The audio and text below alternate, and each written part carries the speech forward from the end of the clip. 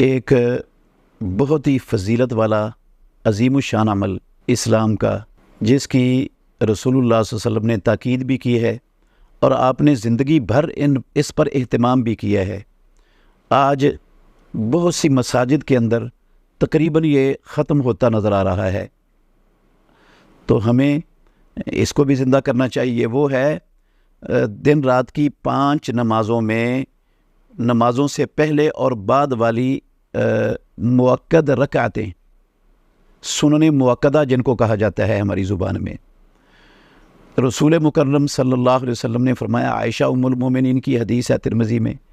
جس شخص نے دن رات میں 12 رکعتوں پر ہمیشگی کی، اللہ رب العالمین جنت میں اس شخص کا گھر بنا دیں گے۔ وہ 12 رکعتیں،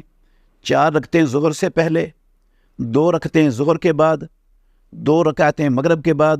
2 رکعتیں عشاء کے بعد اور 2 رکعتیں فجر کے بعد،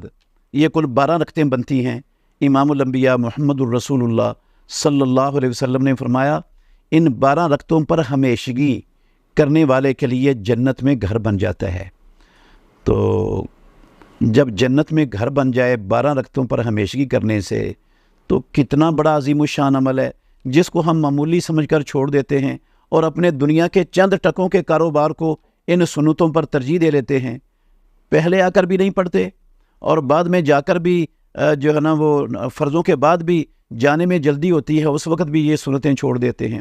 اگر ہمیں کہا جائے کہ اسلام آباد کے ڈیفنس میں یا بحریہ ٹاؤن میں آپ کو یا فلاں کسی اونچی سوسائٹی میں 1 کنال کا گھر ملے گا، تو آپ یہ کام کرو، جتنا بھی مشکل ہوگا ہم سب وہ کام کرنے کے لیے تیار ہو جائیں گے۔ اور بے شک وہ وعدہ کرنے والا بعد میں پھر بھی جائے، کہے رات گئی اور بات گئی، جبکہ یہ گارنٹی ہے امام الانبیاء محمد الرسول اللہ صلی اللہ علیہ وسلم کی طرف سے، جس کے اندر کبھی وعدہ خلافی کا سوال ہی پیدا نہیں ہوتا اور جنت میں گھر بننا ہی بننا ہے، اس کے لیے ہمیں جو ہے نا وہ احساس اور پرواہ نہیں ہے۔ حضرت ام سلمہ ام المومنین رضی اللہ عنہ کی حدیث ہے، انہوں نے کہا کہ رسول اللہ صلی اللہ علیہ وسلم نے فرمایا، جس بندے نے دن رات میں فرضی نمازوں کے علاوہ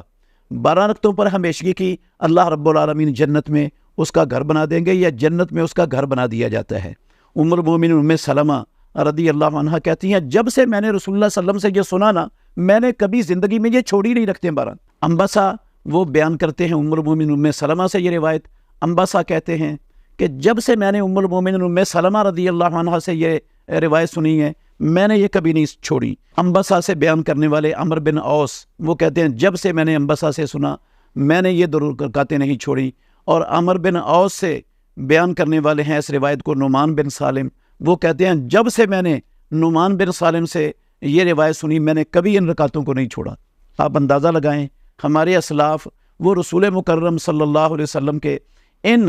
بتائے ہوئے امور کا کتنا اہتمام کرتے تھے، اور ہمارے ہاں کس قدر لاپرواہی اور کس قدر کوتاہی آ گئی ہے۔ ہمیں اپنی کوتاہی کو فوری طور پر دور کرنا چاہیے اور جنت میں اپنے گھر بنانے کے لیے ہر بندے کو کمر بستہ رہنا چاہیے۔ فرضی نمازوں سے پہلے اور بعد والی یہ 12 رکعتیں کم از کم، ان کو تو زندگی میں ہمیشہ اپنا معمول بنانا